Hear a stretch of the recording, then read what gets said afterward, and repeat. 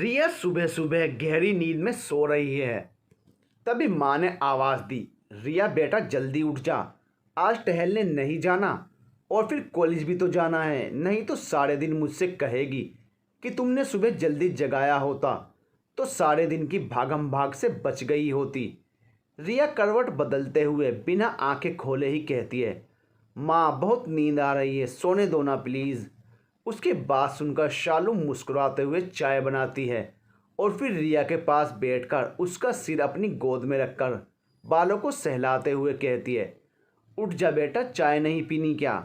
रिया मुस्कुराते हुए अपनी आंखें खोलती है और माँ के चेहरे की तरफ देखती है जो उसे देखकर मुस्कुरा रही थी। वो भी मुस्कुराते हुए पूछती है, माँ चाय बन गई क्या। शालू उसके हाथ में चाय से भरा कप देती है और फिर साथ में चाय पीते हुए आपस में पूरे दिन का प्लान करती है। फिर रिया अपनी माँ से पूछती है, माँ डैडी नहीं दिखाई दे रहे, अभी सो ही रहे हैं क्या। माँ हाँ वो देर रात तक ऑफिस में थे। ठीक है माँ, मैं उनसे बाद में मिलती हूँ।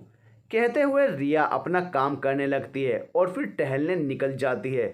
रास्ते में उसकी दोस्त अनुराधा का घर है। अनुराधा जिसे रिया प्यार से अनु बुलाती है, और बुलाए भी क्यों ना, जिस दिन से स्कूल जाना शुरू किया था अनु उसी दिन से उसकी दोस्त बन गई थी। रिया अनु को कॉल मिलाती है, अनु तुम जॉगिंग के लिए आ रही हो साथ में या नहीं। अनु तुम आओ मैं बाहर ही मिलूंगी, कहकर कॉल डिस्कनेक्ट करती है। रिया जब अनु के घर के बाहर पहुंचती है तो अनु घर से निकल ही रही होती है। रिया गुड मॉर्निंग अनु। बेबी अनु कुछ बुझी सी आवाज़ में गुड मॉर्निंग। आज अनु के चेहरे पर एक उदासी थी जिसे रिया ने तुरंत भांप लिया। रिया क्या बात है, तू क्यों इतनी परेशान लग रही है। अनु हाँ यार परेशान तो हूँ, लेकिन अभी नहीं, कॉलेज में बताऊँगी। रिया कुछ सोचते हुए, ठीक है फिर कॉलेज में मिलते हैं। रिया जॉगिंग करके अपने घर आ जाती है और अनु अपने घर पहुंच जाती है। घर पहुंचते ही सबसे पहले गार्डन में Riya good morning daddy. Dad good morning बेटा। मुझे पता था आप यहीं मिलेंगे क्योंकि आपकी दुनिया बस आपका काम या ये गार्डन। और फिर दोनों हंसने लगते हैं। बेटा आज तुम्हारा लास्ट डे है कॉलेज का, अच्छे से एंजॉय करना, फिर पता नहीं कब किससे मिलना होगा, और मिलेंगे भी तो कौन से, सब एक साथ मिलते हैं। कोई कहीं होगा और कोई कहीं, ये जीवन है, एक बार अलग हुए तो मुश्किल से मिलना होता है। रिया जी डैडी, मैं आपके कहने का मतलब समझ गई हूँ। डैड हाँ हाँ क्यों नहीं, अब मेरी बेटी ग्रेजुएट जो हो गई है। रिया मुस्कुराते हुए, ओहो डैडी अब मुझे जाना होगा, अभी रेडी भी होना है, नहीं तो कॉलेज के लिए लेट हो जाऊंगी। ठीक है बेटा तुम जाओ, enjoy your day. Riya ready होकर कॉलेज के लिए निकलती है। कॉलेज में सभी पहुंच गए हैं और आज एक अलग ही माहौल है कॉलेज का, क्योंकि आज सब एक दूसरे से मिल रहे हैं और बड़े ही उत्साह से एक दूसरे को बता रहे हैं कि उन्हें आगे क्या क्या करना है। जैसे ही रिया अनु को देखती है तुरंत उसका हाथ पकड़कर गार्डन में ले जाती है और बोलती है, अब बताओ क्या बात है, क्यों इतना परेशान हो।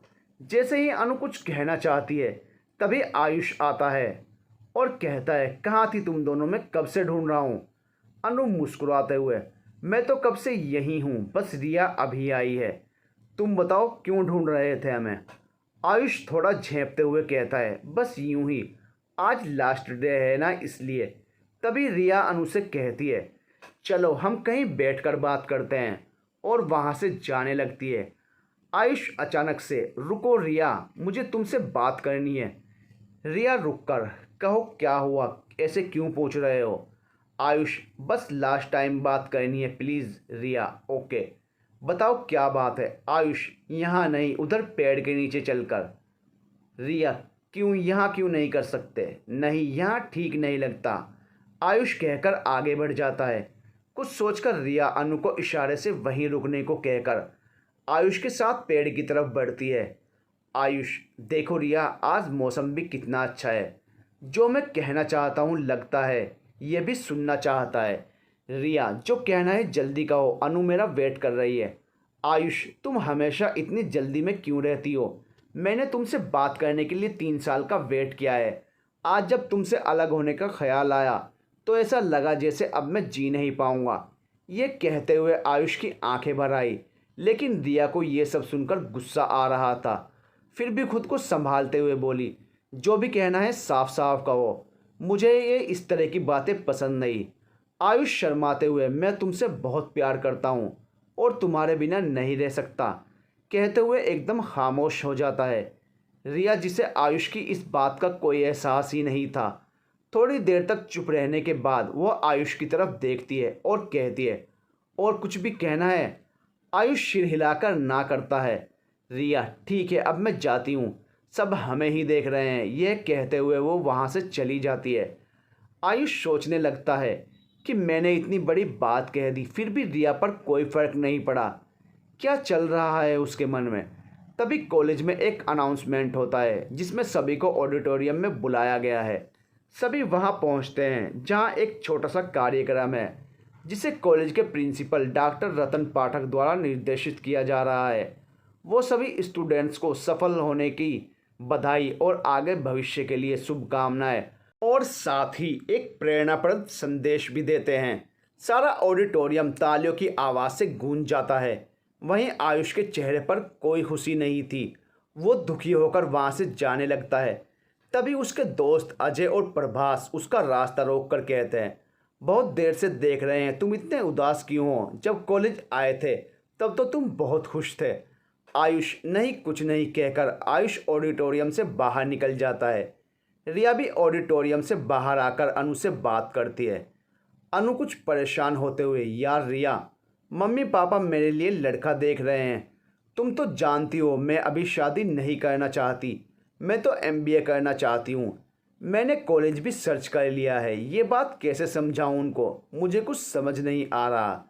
रिया, ओहो अनु, तुम भी ज़रा ज़रा सी बात पर परेशान हो जाती हो, तो तुम कह क्यों नहीं रही अपने पापा से, उनसे बात करो। अनु, तुम्हें क्या लगता है कि मैंने कोशिश नहीं की? मेरा परिवार तुम्हारे परिवार जैसा नहीं है, एकदम खुले विचारों का। सच में रिया, तुम बहुत लकी हो जो तुम्हें इतना अच्छा परिवार मिला। रिया मुस्कुराते हुए, तुम परेशान मत हो, हम दोनों उनसे बात करेंगे, वो भी जल्दी ही।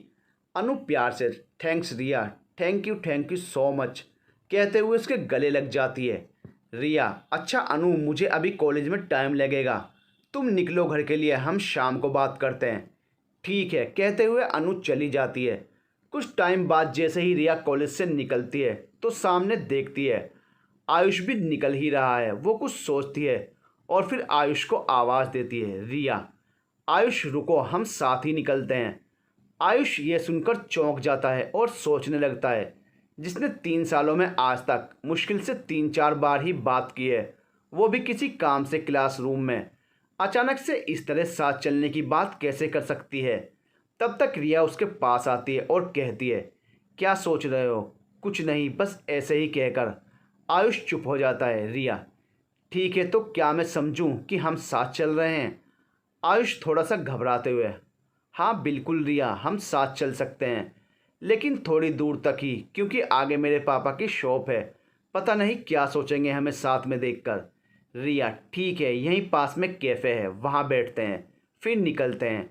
आयुष खुश होते हुए, ये ठीक रहेगा।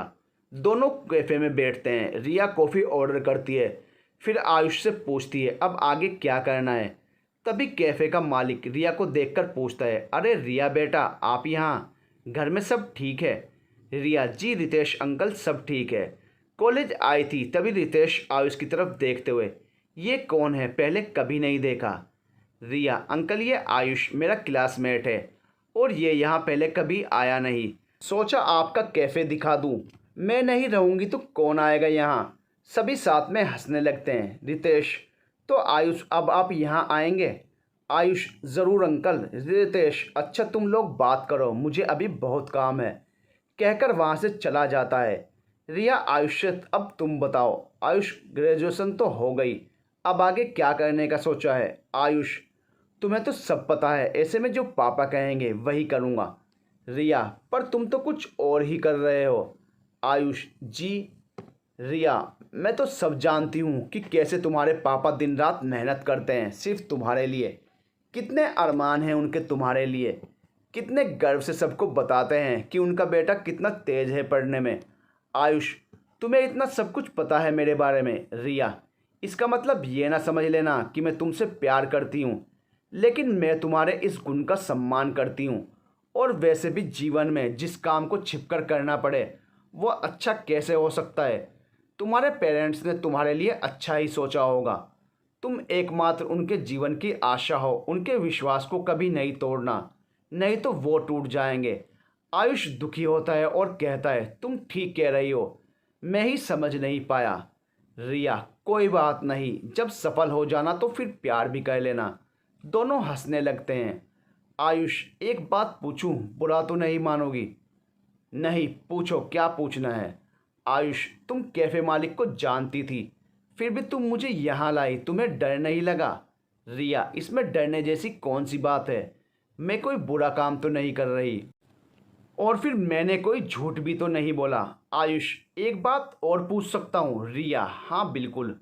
आयुष, आपको अभी तक किसी से प्यार का एहसास नहीं हुआ? रिया, जब होगा तो सबको पता चल जाएगा। मैं छिपकर कुछ नहीं करती, प्यार तो बहुत दूर की बात है, और ना ही ऐसे काम को पसंद करती हूँ। आयुष कुछ कह नहीं पाता। रिया आयुष को देखकर कहती है, जीवन को समझने का एहसास सबका अपना अपना होता है। आगे कुछ सोचते हुए कहती है, अब हम सबका मिलना ना जाने कब होगा। वैसे मुझे उम्मीद है मैं जहाँ भी रहूँगी तुम्हारे सफल होने की खबर मुझ तक पहुँच ही जाएगी। आयुष, हाँ ज़रूर। रिया, अच्छा लगा सुनकर। आयुष, सॉरी रिया, मुझे तुमसे वो सब नहीं कहना चाहिए था।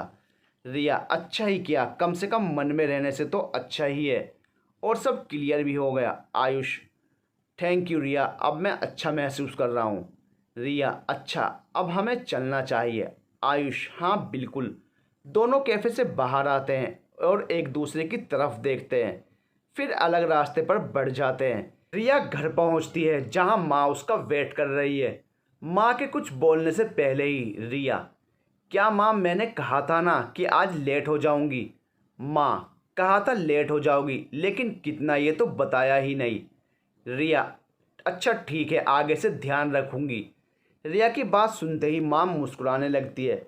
फिर कॉलेज में जो भी हुआ सब कुछ माँ को बताती है। माँ कहती है, अच्छा किया तुमने।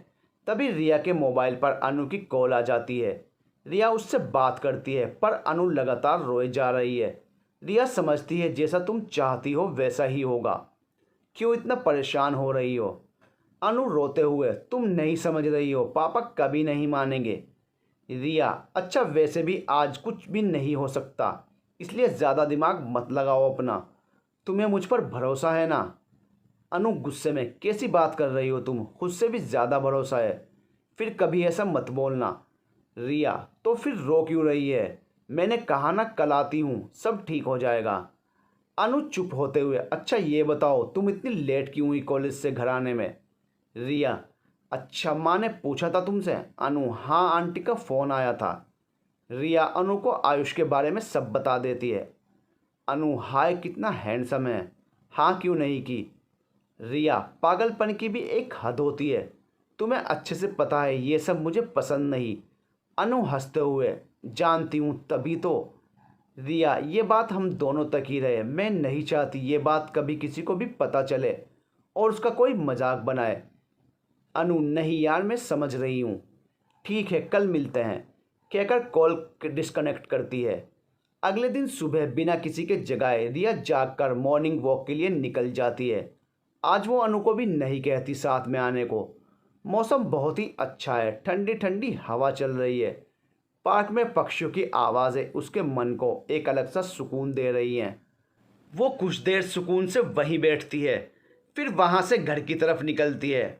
घर पहुँचते ही देखती है कि माँ उसका इंतज़ार कर रही है और डैडी भी। रिया एक अजीब सी उलझन में है। ये बात मिस्टर शर्मा समझ जाते हैं। वो कहते हैं, क्या आज हमसे कोई बात नहीं करेगा? रिया समझ जाती है ये उसके लिए ही कहा गया है। रिया वहीं सोफे पर बैठ जाती है, पर बोलती कुछ नहीं। मिस्टर और मिसेस शर्मा दोनों ही उसके पास आके बैठते हैं, और मिस्टर शर्मा उसके सिर पर हाथ फेरते हुए, मैं जानता हूँ कि तुम हमसे दूर जाने के कारण परेशान हो। रिया हाँ में सिर हिलाती है और कहती है, अकेले मुश्किल सा लगता है, कैसे रह पाऊंगी। मिस्टर शर्मा, अकेली कहाँ हो तुम वहाँ बनारस में? तुम्हारी मौसी मौसा भी तो हैं। जब भी मन करे उनसे जाकर मिल लेना। और वैसे भी आगे की पढ़ाई तो करनी ही होगी। मुझे अपनी बेटी को रिया शर्मा से डॉक्टर रिया शर्मा बनते हुए देखना है। फिर जो चाहे वो निर्णय लेना अपने जीवन का। चाहे तो मेरा बिजनेस देखना, चाहे प्रोफेसर बनना। रिया, उसके लिए तो बहुत समय है, अभी तो पोस्ट ग्रेजुएशन ही बाकी है। पहले इसे तो होने दो। मिसेस शर्मा, तुम बाप बेटी हमेशा ही शुरू हो जाते हो। समय के साथ तुम दोनों के ही सपने पूरे हो जाएंगे। मिस्टर शर्मा, हाँ ज़रूर, इसमें तो कोई शक ही नहीं, क्योंकि हमारी बेटी होशियार होने के साथ साथ बहुत समझदार भी है। सभी साथ में हंसने लगते हैं। रिया अनु के घर जाती है। अनु के मम्मी पापा उसे देखकर बहुत खुश होते हैं। रिया उन्हें हाथ जोड़कर बड़े ही नरम भाव से नमस्ते करती है और पूछती है, आप सब कैसे हैं? अनु के पापा, सब बढ़िया हैं। तुम बताओ, तुम्हारे पापा कैसे हैं और कहाँ हैं? आजकल काफ़ी दिनों से दिखाई नहीं दिए। रिया, डैडी एकदम ठीक हैं, बस ऑफिस का काम बहुत ज़्यादा है, इसलिए कहीं आ जा नहीं पा रहे। मिस्टर शैलेश अवस्थी, हाँ वो तो होंगे ही, काम जो इतना ज़्यादा है और अकेले ही पूरा बिजनेस संभालने वाले।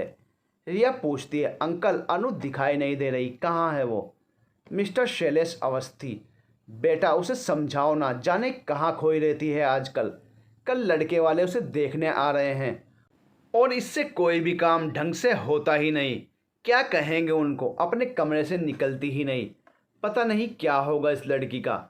रिया बिना कुछ कहे अनु के कमरे में जाती है, जहां अनु चुपचाप बैठकर अपनी किताबों को निहारे जा रही है। रिया अनु के गले में बाहें डालते हुए बड़े ही प्यार से कहती है, किन ख्यालों में गुम हो, हमें भी तो पता होना चाहिए।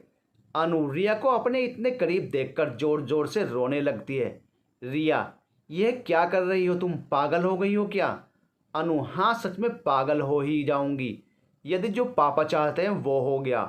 रिया, क्या तुमने अपने पापा को साफ साफ बताया कि तुम शादी से पहले अपने सपने को पूरा करना चाहती हो? अनु, एक बार कहा था पर वो समझते ही नहीं, फिर मेरी भी उनसे कहने की कभी हिम्मत नहीं हुई। रिया, यदि तुम अपने पापा से सारी बात कहती तो तुम्हें रोना नहीं पड़ता। अपने पापा को मन की बात बता दो।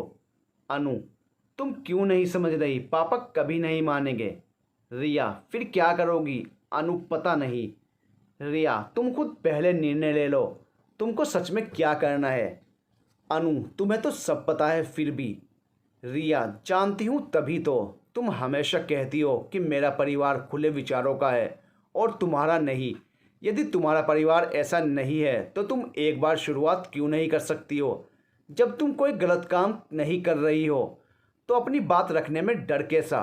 और फिर वो तुम्हारे पापा हैं, तुमसे बहुत प्यार करते हैं। तुम कहकर तो देखो, तुम्हारी हर बात समझेंगे। अनु, क्या ऐसा पॉसिबल है? रिया, हाँ बिल्कुल, खुद पर विश्वास करके तो देखो। अनु हिम्मत करके कहती है कि यदि ना माने तो? रिया, तो शादी कर लेना पापा की खुशी के लिए, कहकर हंसने लगती है। अनु और रिया दोनों कमरे से बाहर आते हैं, जहां अनु के मम्मी पापा बैठे हैं। अनु धीमे स्वर में पापा से कहती है तो मिस्टर अवस्थी उसकी तरफ देखने लगते हैं और कहते हैं, क्या हुआ अनु, क्यों इतनी परेशान हो? अनु मिस्टर अवस्थी के पास बैठकर, मुझे आपसे कुछ कहना है। मिस्टर अवस्थी, बोलो ना बेटा, क्या बात है? अनु उनसे अपने मन की सारी बातें कह देती है और साथ ही यह भी कहती है कि आपके डर की वजह से वो अभी तक नहीं कह पाई। मिस्टर अवस्थी अपनी बेटी के ऐसे शब्दों को सुनकर कुछ नहीं बोलते, बस शांत होकर ज़मीन की तरफ देखते रहते हैं। किसी को कुछ समझ नहीं आ रहा कि उनके दिमाग में चल क्या रहा है। अनु से उनकी यह खामोशी बर्दाश्त नहीं हो पा रही।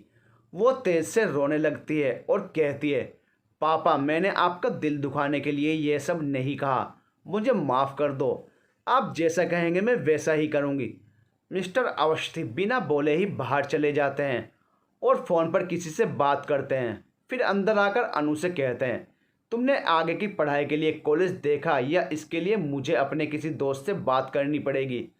अनु आश्चर्य से पापा की तरफ और रिया की तरफ देखती है। रिया भी मिस्टर अवस्थी के इस बदले हुए रूप को देखकर समझ नहीं पा रही कि वो अनु से क्या कहे। अनु और रिया को शांत देखकर मिस्टर अवस्थी कहते हैं, अनु, तुमने इतनी गंभीरता से पढ़ाई को लेकर कभी बात नहीं की। यह भी सच है कि मैं खुले विचारों का नहीं हूँ और इस भागम भाग वाली दुनिया की चकाचौंध से दूर हूँ। मैंने हमेशा ही घर का माहौल सख्त रखा, वो इसलिए तुम सब अच्छे बन सको। इसका मतलब ये तो नहीं कि मैं बुरा हूँ जो अपने बच्चों के सपनों को तोड़ दूँ। डरता था कि तुम सब बिगड़ न जाओ, पर तुम्हारी बातों ने एहसास कराया कि तुम बहुत समझदार हो गई हो।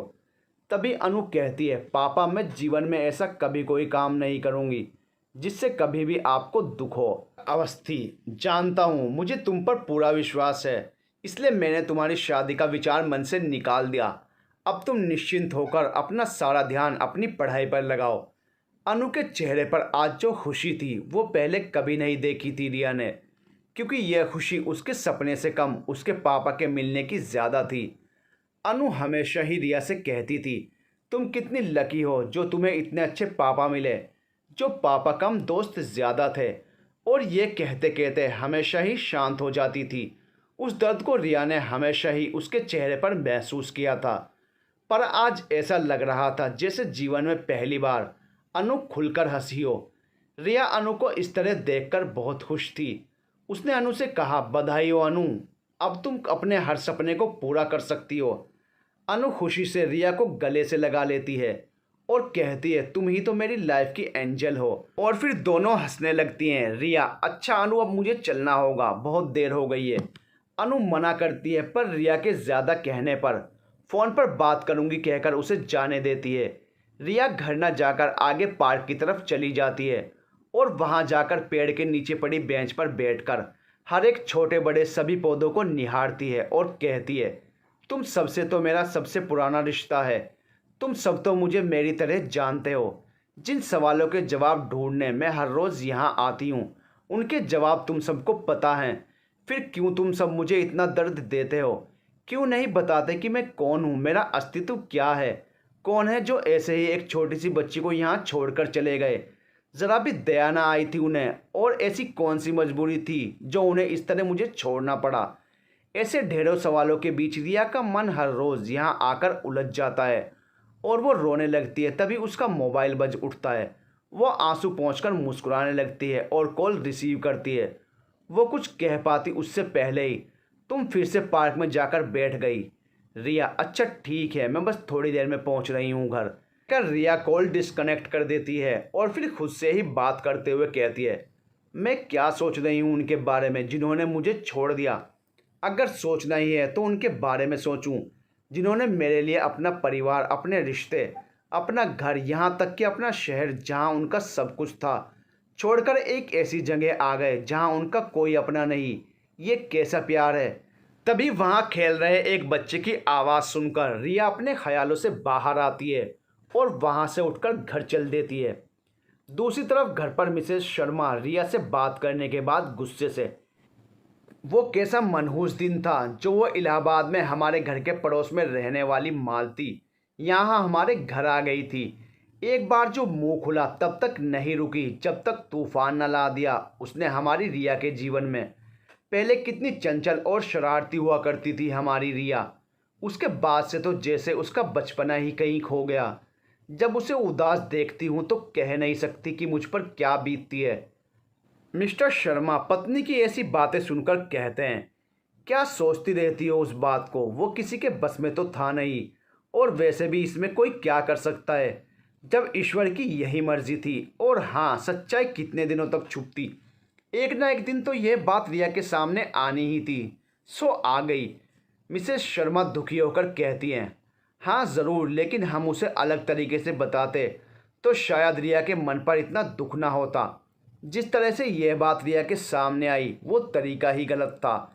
याद है ना तुम्हें कि कितने दिनों तक रिया हंसी भी नहीं थी और फिर कितनी बीमार भी रही। बड़ी मुश्किल से हमने संभाला था उसे। अब भी डर लगता है कहीं कोई तूफान फिर से आ गया तो टूटकर बिखर न जाए। भगवान न करे यदि हम में से किसी को कुछ हो गया तो कौन संभालेगा हमारी रिया को? कहकर चुप हो जाती हैं। मिस्टर शर्मा पत्नी को समझाते हुए कहते हैं, तुम बेकार की चिंता कर रही हो, ऐसा कहीं कुछ नहीं होने वाला। अपने मन से ये सारे वहम निकाल दो। और वैसे भी अब रिया बनारस जा रही है और आगे की पढ़ाई वहीं करेगी। तुम तो बस उसके जाने की तैयारी करो।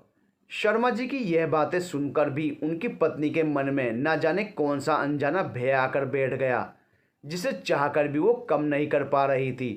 तभी रिया आ जाती है और तीनों बैठकर अनु के बारे में बात करते हैं। जीवन में उतार चढ़ाव आते ही रहते हैं और ऐसे में यह तो संभव ही नहीं होता कि कोई भी इस होने वाले उतार चढ़ाव के दौर से गुजरने के बाद पहले जैसा ही बना रहे। कुछ ना कुछ परिवर्तन तो आ ही जाते हैं।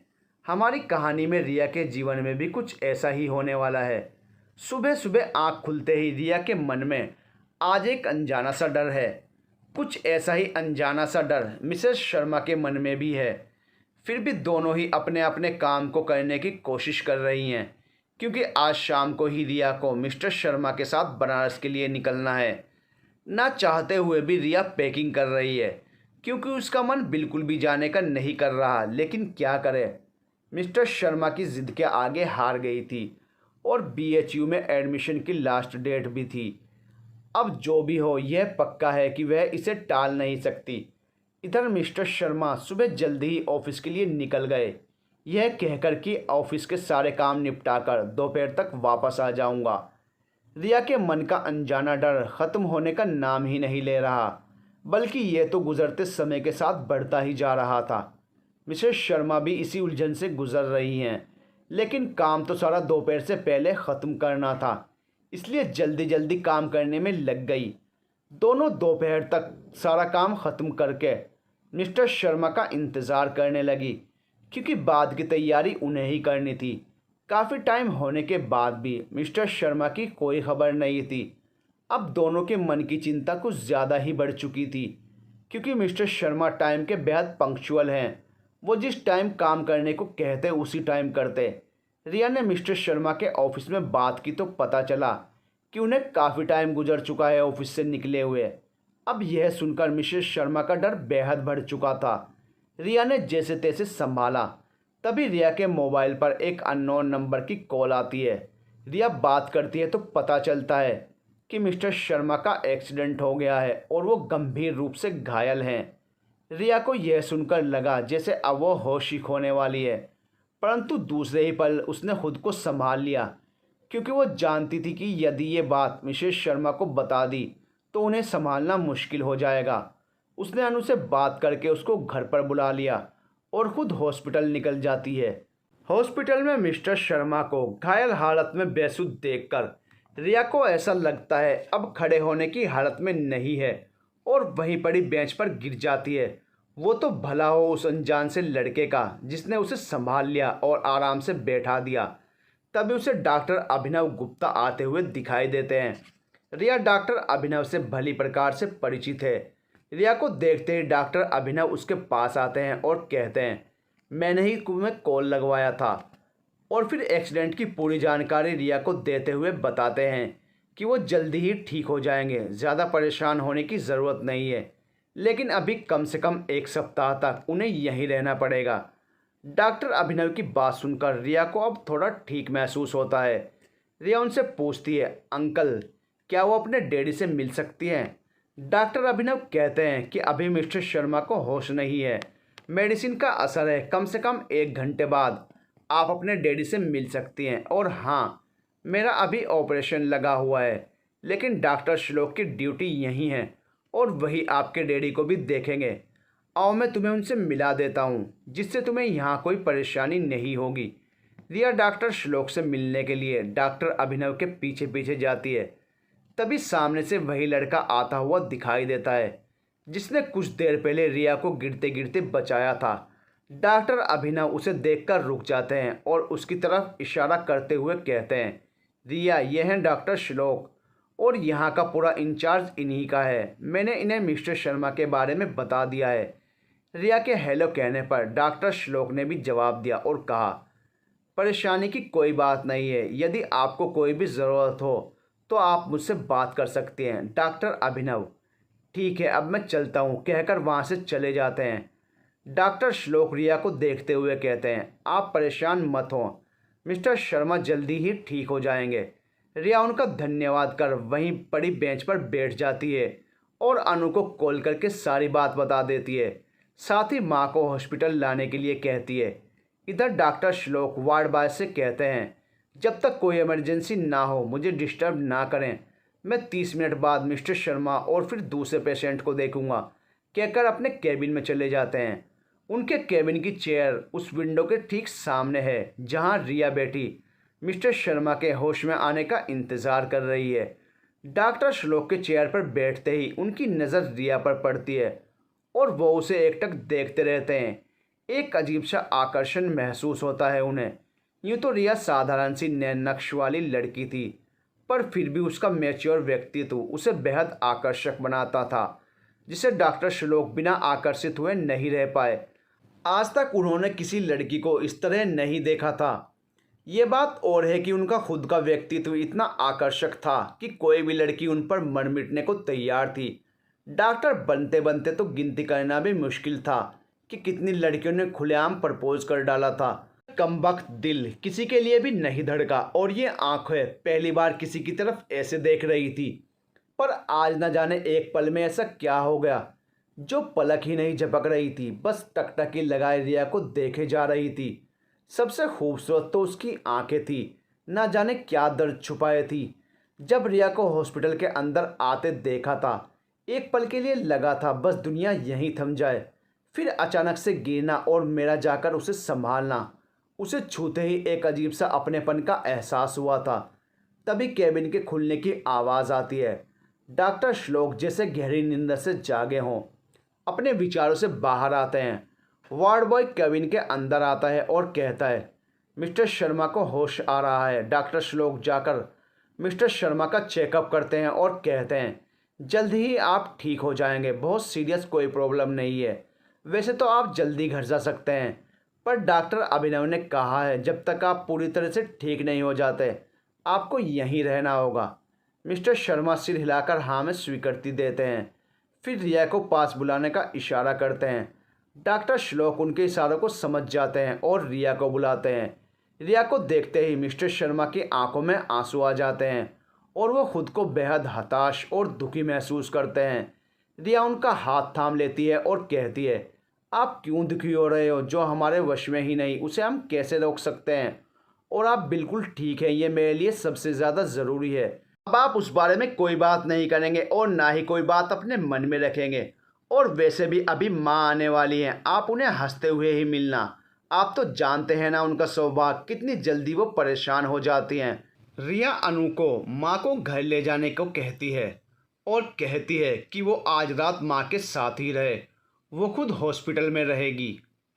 अनु मिसेस शर्मा को लेकर घर चली जाती है। रिया रूम में जाकर देखती है मिस्टर शर्मा सो चुके हैं, शायद मेडिसिन का असर है। सोचते हुए रूम से बाहर आ जाती है और वहीं पड़ी चेयर पर बैठ जाती है और हल्के हल्के एक हाथ से अपने सिर को दबाती है। तभी डॉक्टर श्लोक अनु के पास आते हैं और कहते हैं, मिस्टर शर्मा अभी सो रहे हैं, वो देर से जागेंगे। रिया, यहाँ चाय कॉफ़ी कुछ मिल सकती है, मेरे सिर में दर्द हो रहा है।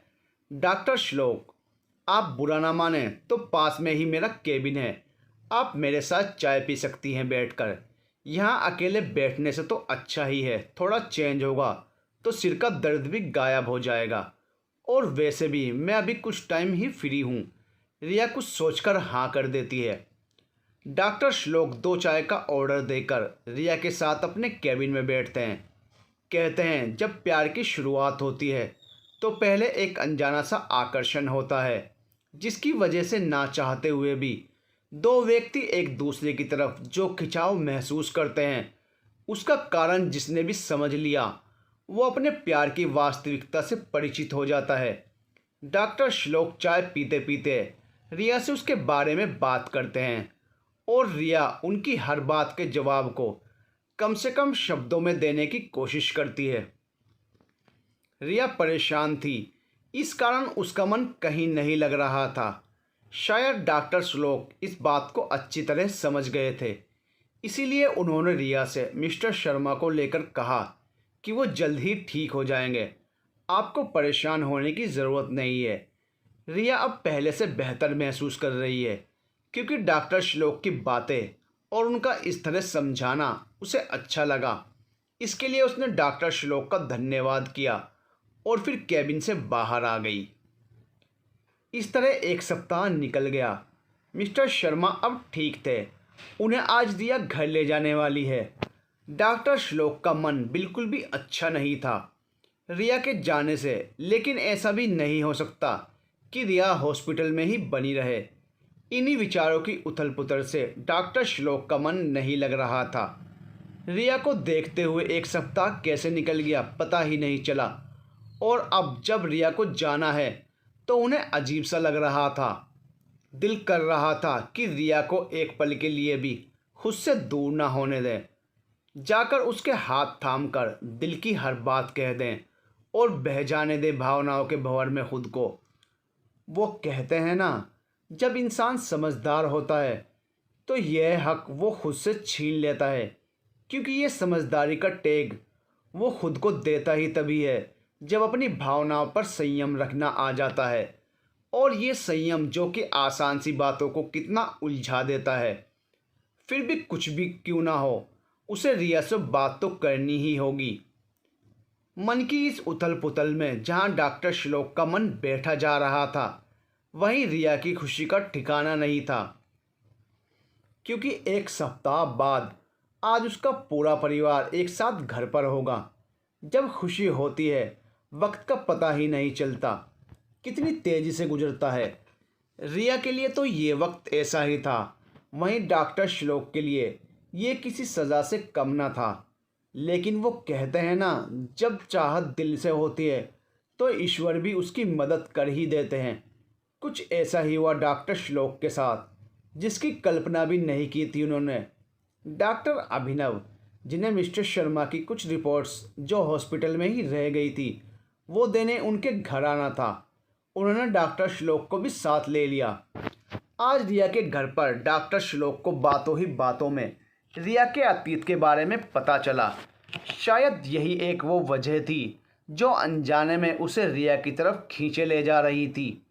घर से निकलते वक्त जब उसकी नज़र बालकनी में पड़े झूले पर गई, जिस पर रिया बैठकर डूबते सूरज को एकटक निहारे जा रही थी, हवा के झोंके उसके बालों को जो हल्के हल्के से उड़ा रहे थे, ऐसा लग रहा था जैसे सुहावनी सी शाम की सारी खूबसूरती बस उस एक पल में समा गई हो।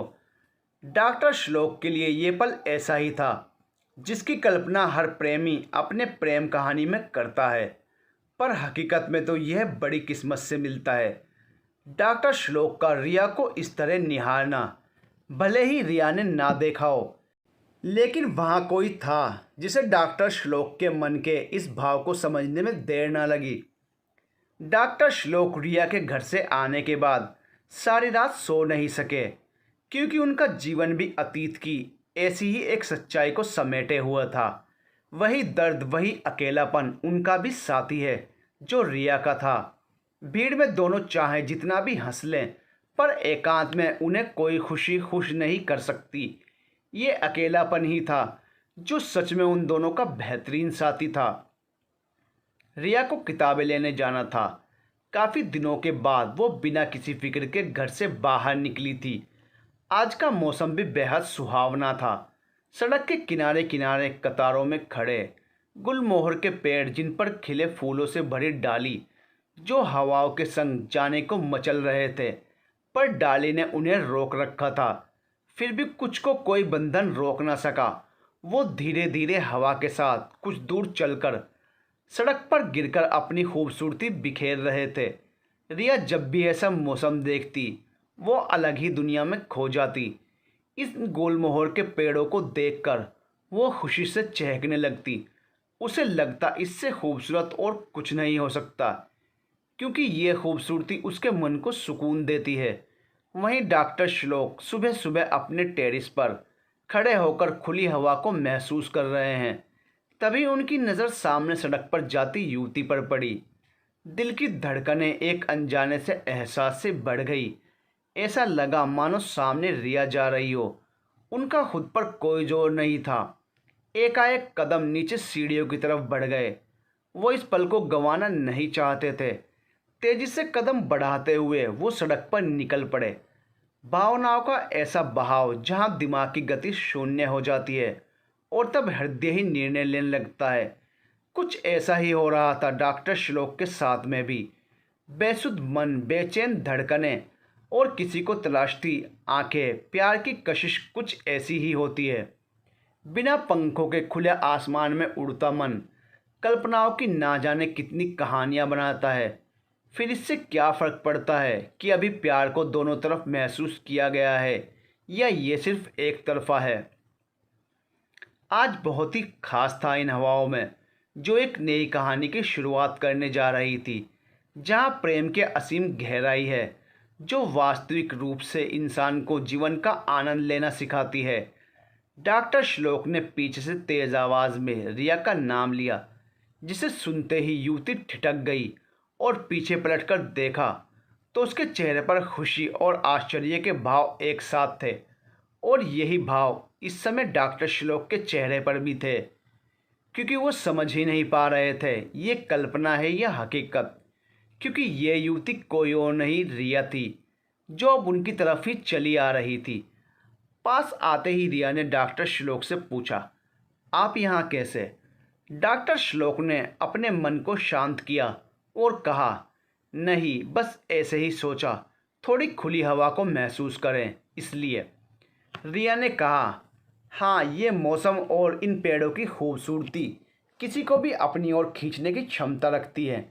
डॉक्टर श्लोक ने कुछ इधर उधर देखा और फिर इशारे से रिया से कहा, चलिए वहाँ चलते हैं। रिया ने इस पर अपनी मौन स्वीकृति दे दी। दोनों आगे जाकर गुलमोहर के पेड़ के नीचे पड़ी हुई बेंच पर बैठ जाते हैं, जहाँ कुछ पल के लिए दोनों बिल्कुल शांत हैं। फिर अचानक ही डॉक्टर श्लोक रिया से कहते हैं कि रिया, मैं तुमसे कुछ कहना चाहता हूँ।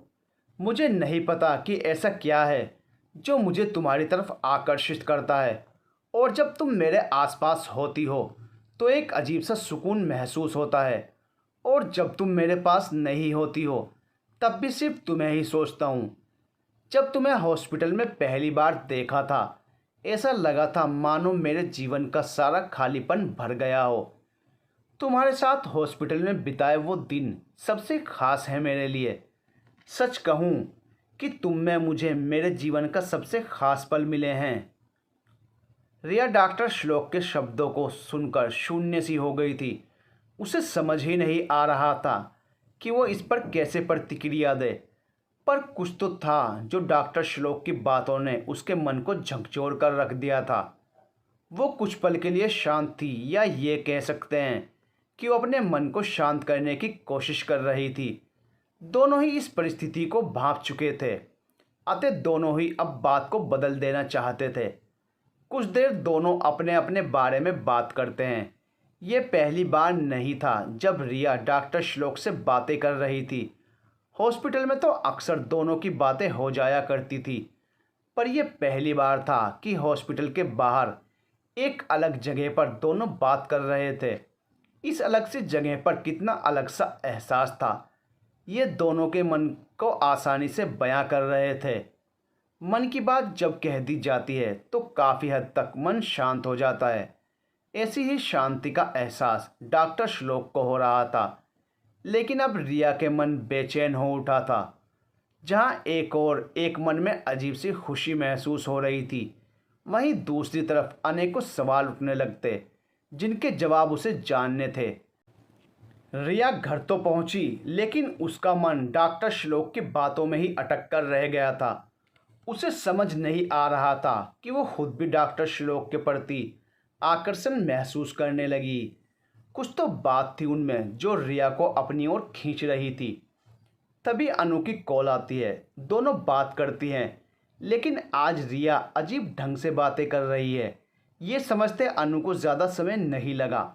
उसने रिया से पूछा, कुछ हुआ क्या जो बात करते हुए तुम्हारा ध्यान कहाँ है? अंकल तो अब ठीक हैं, फिर तुम क्या सोच रही हो? मैं कह कुछ और रही हूँ और तुम जवाब कुछ और ही दे रही हो। पर रिया उसकी बात सुनकर भी नहीं सुन रही थी। तब अनु गुस्से में कॉल डिस्कनेक्ट कर देती है और सोच में पड़ जाती है कि रिया ने ऐसे तो कभी नहीं किया, फिर आज क्या हो गया। इधर रिया को देखकर मिसेस शर्मा रिया से पूछती हैं, क्या हुआ, क्यों इतनी परेशान हो। रिया को कुछ समझ नहीं आता। वो पूरी बात मिसेस शर्मा को बता देती हैं। मिसेस शर्मा यह सब सुनकर मुस्कुरा देती हैं। रिया उनको इस तरह देखकर पूछती है, क्या हुआ, आप तो ऐसे रिएक्ट कर रही हैं जैसे आपको सब पहले से ही पता है। यह सुनकर मिसेस शर्मा कहती हैं, हाँ, जब डॉक्टर श्लोक डॉक्टर अभिनव के साथ तुम्हारे डैडी से मिलने घर आए थे तो मैंने उन्हें तुम्हारी तरफ देखते देखा था। मैं तभी समझ गई थी कि उसके मन में तुम्हारे लिए क्या है। तभी रिया कहती है, माँ, ऐसा भी होता है क्या कि कोई किसी को देखे और उसे प्यार हो जाए। ऐसा मुझे नहीं लगता। जब तक हम किसी को जाने ना समझे ना, तब तक ऐसी भावनाएं कैसे आ सकती हैं मन में। तभी मिसेस शर्मा कहती हैं कि मैं नहीं जानती कि आज की पीढ़ी क्या सोचती है प्यार के बारे में, पर मेरा अनुभव कहता है कि तुम्हें उसे जानना ज़रूर चाहिए। हो सकता है कि वो तुम्हें बिल्कुल अपने जैसा ही लगे। रिया पूछती है कि आप क्या कहना चाहती हैं।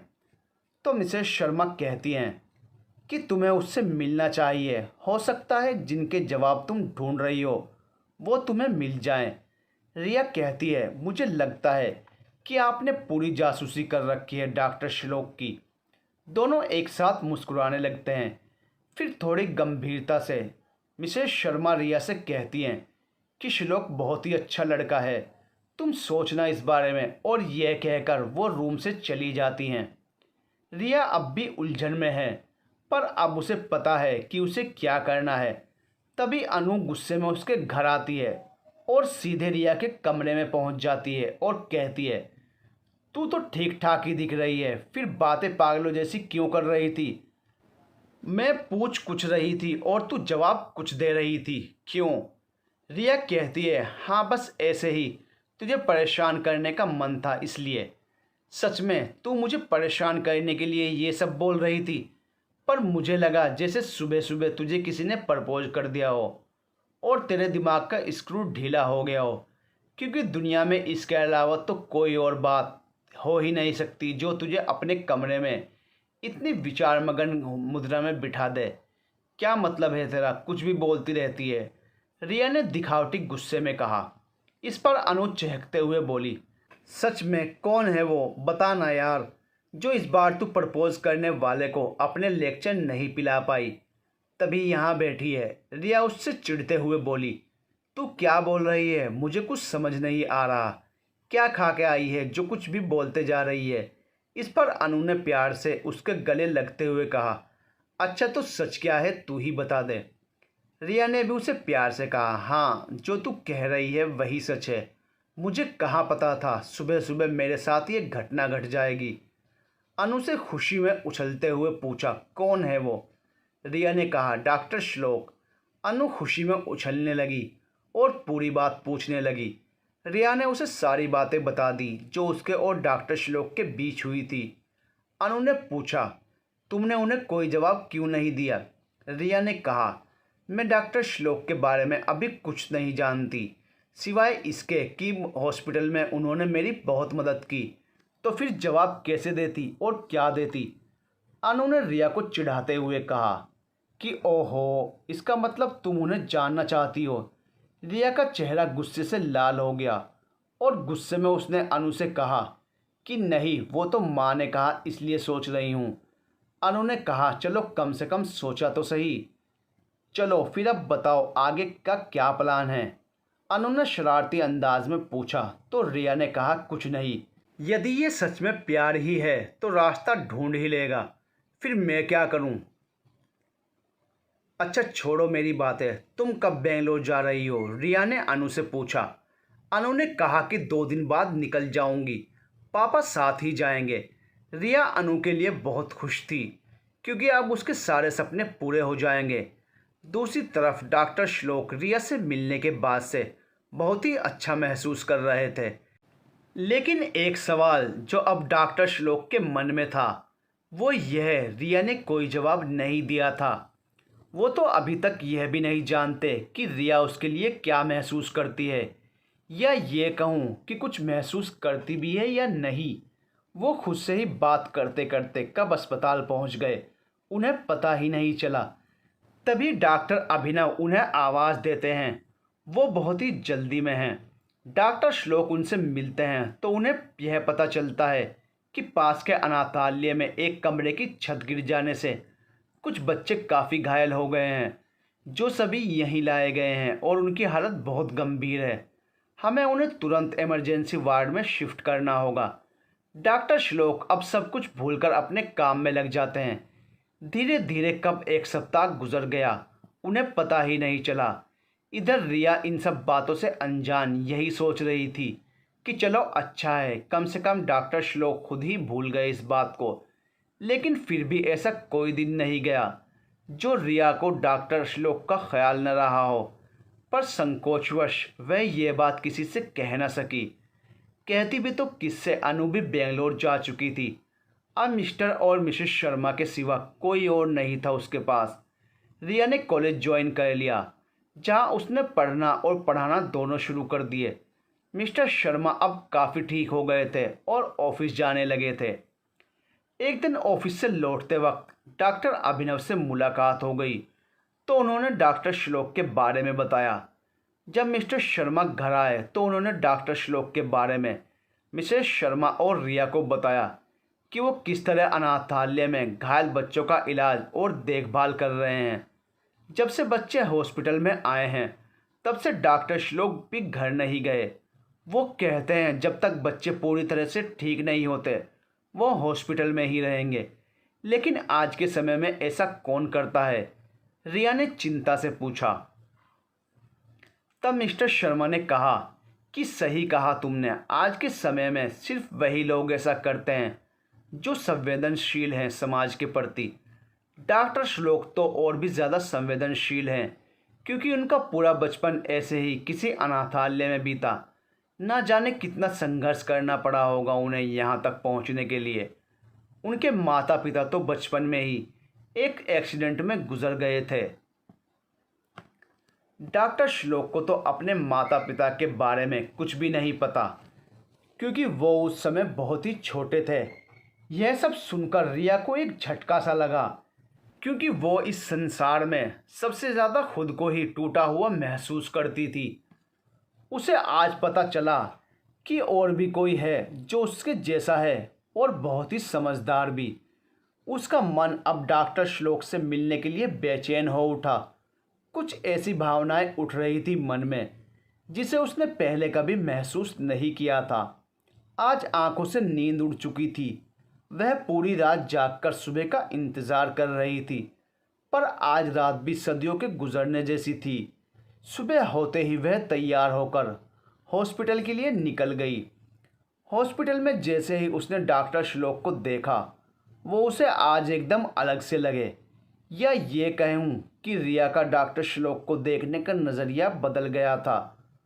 उसे भी अब रिया दूर से ही खड़े होकर डॉक्टर श्लोक को एकटक निहारे जा रही थी। उसकी भावनाएं आज उसके वश में नहीं थी, जो कि उसकी आंखों से आंसू बनकर बहने लगी थी।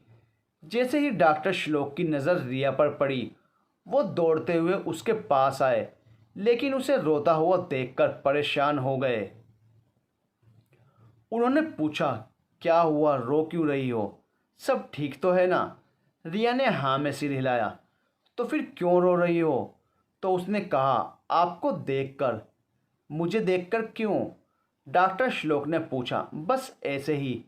डॉक्टर श्लोक को रिया की मनोस्थिति समझने में समय न लगा।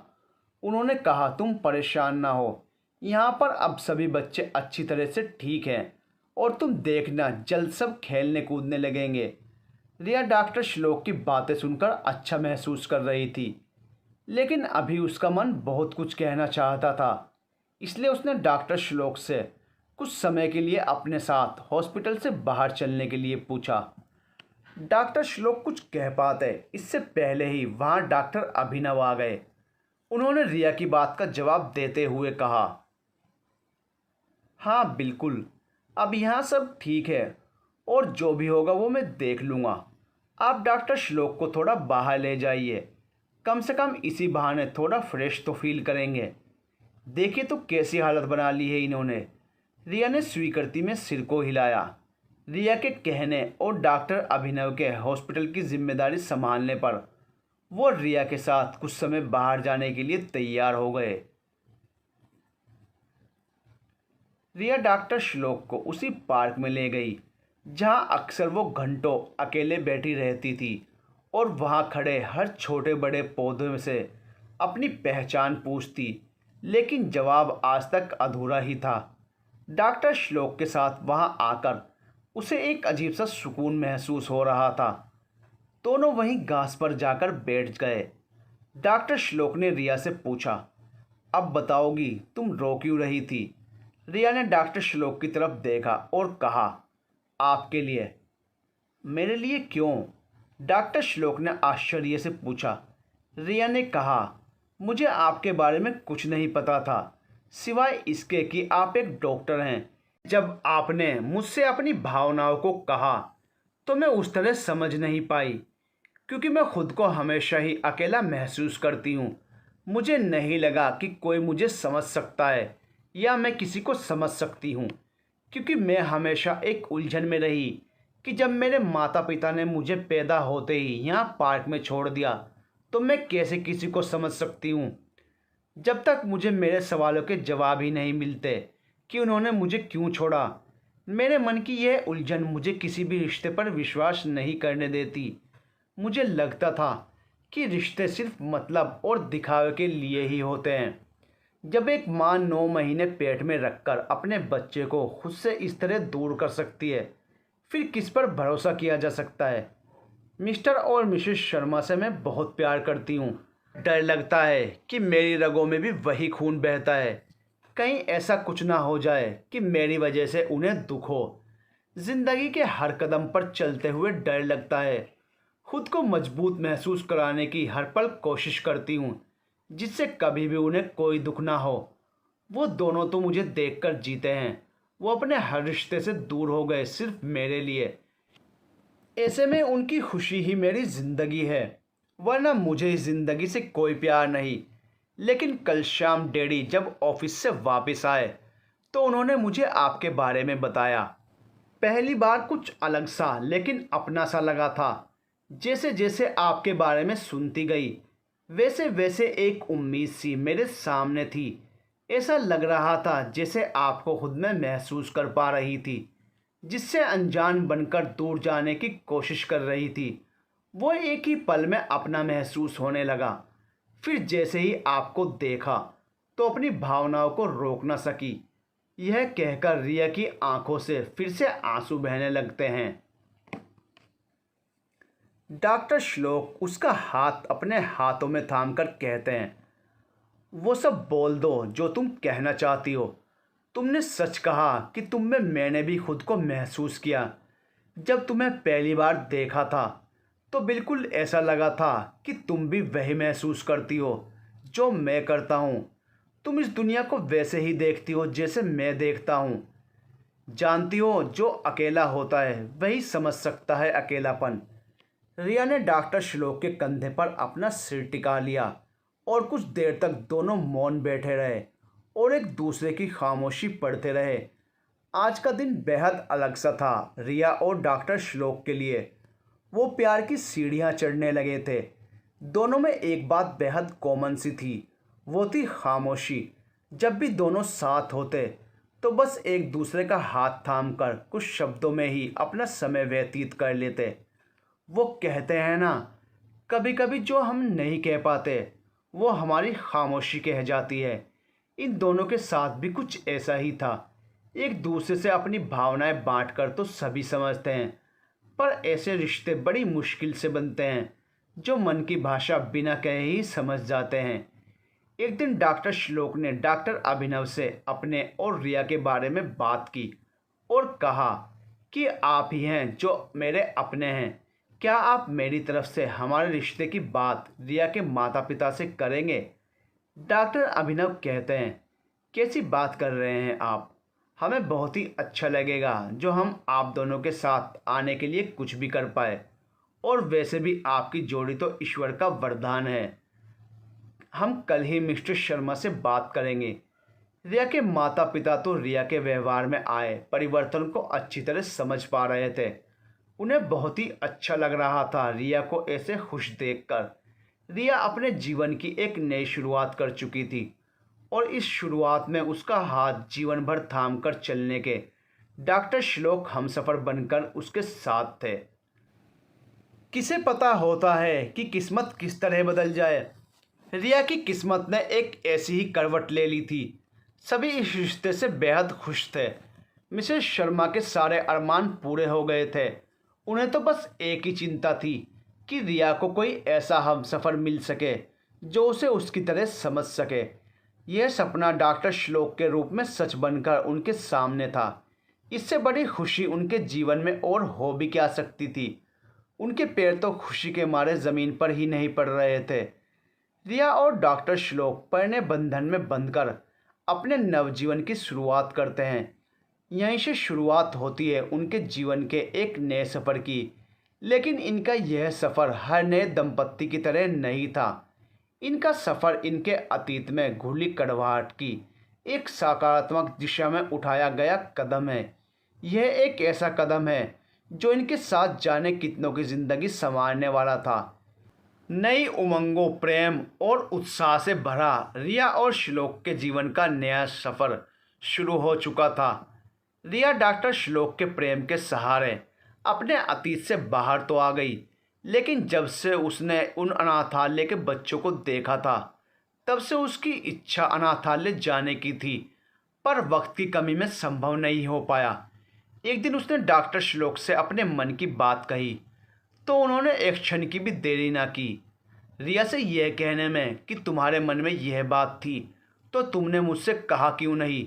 मेरे भी मन में कई दिनों से थी यह बात कि अनाथालय जाकर बच्चों को देख आऊं, लेकिन व्यस्तता के कारण संभव ना हो सका। ऐसा करो अभी तुरंत ही चलते हैं। रिया को तो जैसे मनमांगी मुराद मिल गई, जिसकी खुशी उसकी चमकती आंखों में खूब दिखाई पड़ रही थी। आनन फानन में उसने खाने पीने का सामान, कपड़े और खिलौने जितना हो सका ले लिए। आज एक ऐसे पल के लिए भी नहीं लगा रहा था कि वो खुद भी अनाथ है, क्योंकि भले ही जन्म लेते ही उसके माता पिता ने उसे छोड़ दिया हो, पर उसे मिस्टर और मिसेस शर्मा जैसे पालनहार मिल गए थे जिन्होंने उसे कभी एक पल के लिए भी खुद से दूर नहीं किया था। सब छोड़कर उसकी खुशी ही उनके लिए सब कुछ बन गई थी।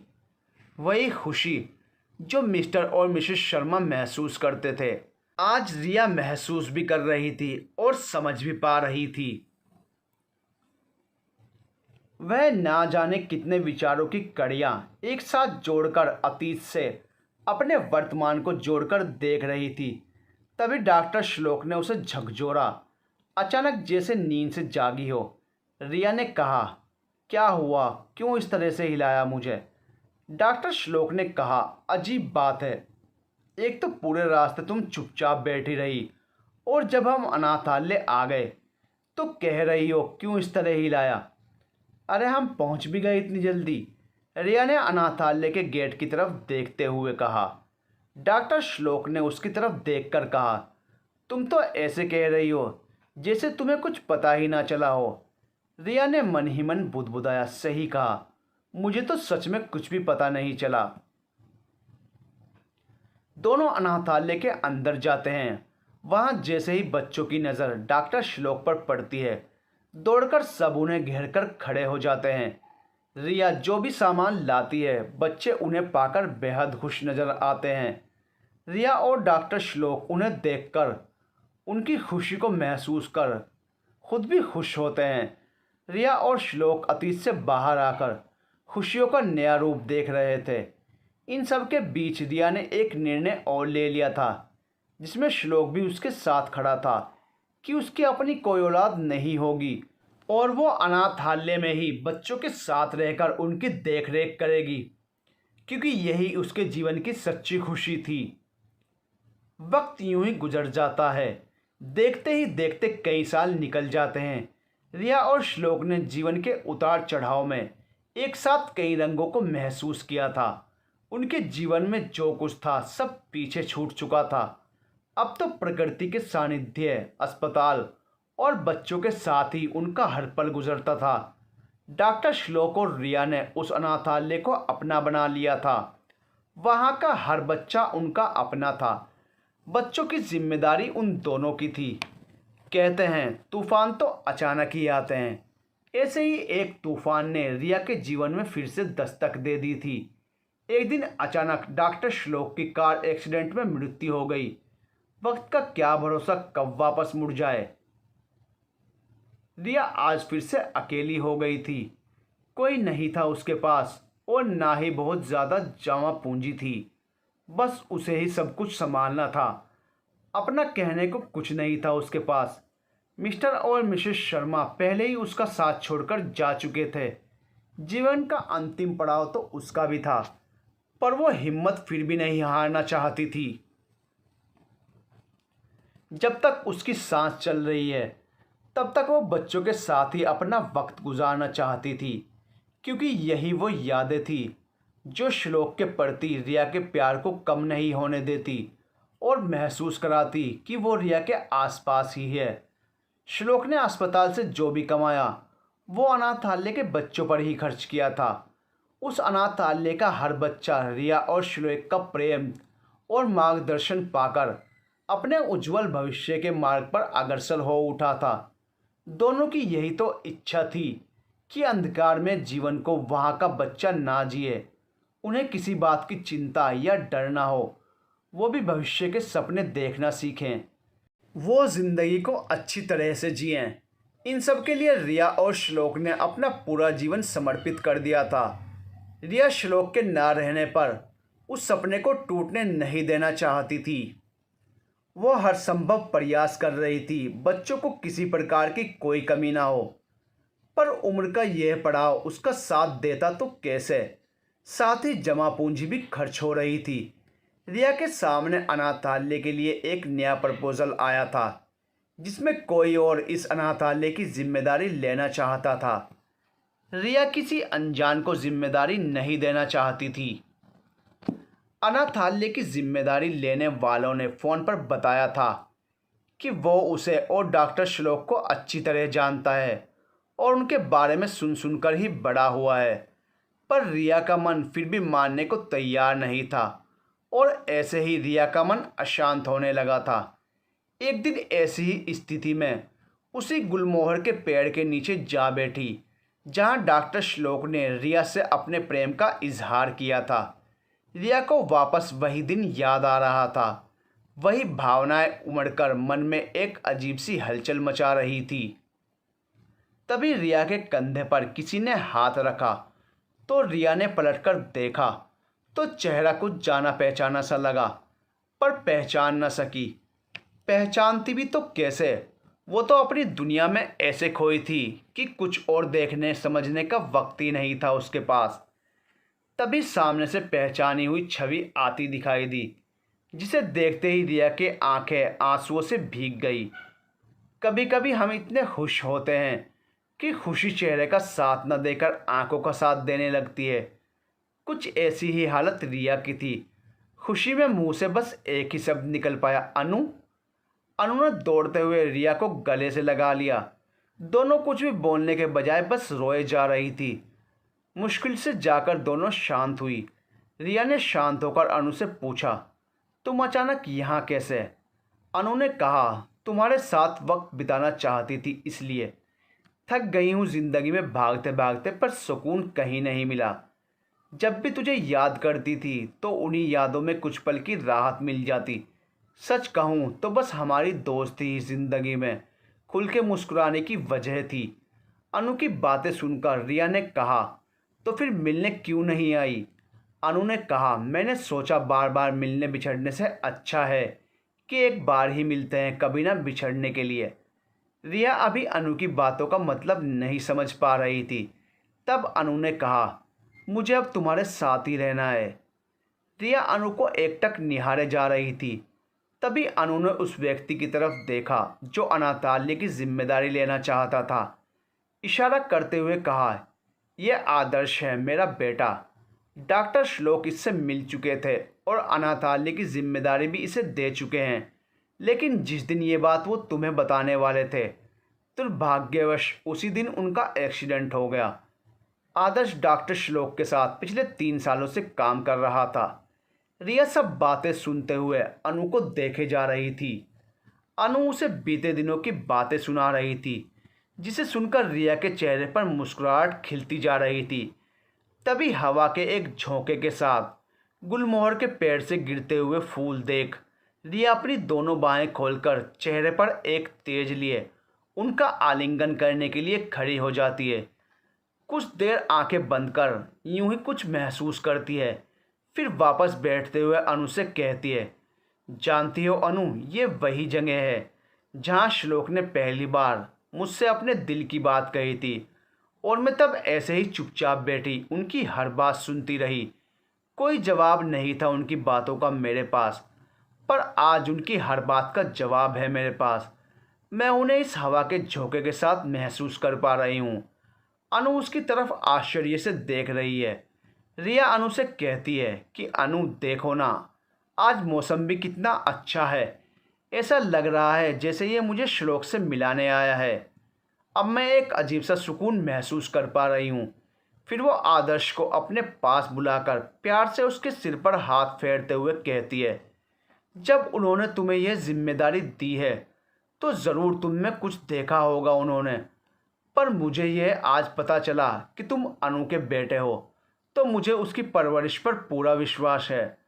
आदर्श झुककर रिया के पैर छूकर कहता है, आप निश्चित रहिए, मैं आपका और श्लोक अंकल के विश्वास को टूटने नहीं दूंगा। रिया एक गहरी सांस लेकर गुलमोहर के गिरते हुए फूलों को देखती है। तभी कई फूल उसके ऊपर आ गिरते हैं। उसके चेहरे पर एक अजीब सा सुकून होता है। चारों तरफ शांति छा जाती है। आदर्श रिया के हाथों को छूकर उसकी ठंडाहट को महसूस करता है, लेकिन इस पर कुछ बोल नहीं पाता। अनु को समझते देर न लगी। उसकी आंखों से आंसू बहने लगते हैं और मुंह से बस यही शब्द निकलते हैं कि तुम सच ही कहती थी कि जीवन का क्या, ये तो धूप छांव सा होता है, पर यह क्या तुमको इस तरह से नहीं जाना चाहिए था। शायद मैंने ही बहुत देर कर दी तुम तक आने में।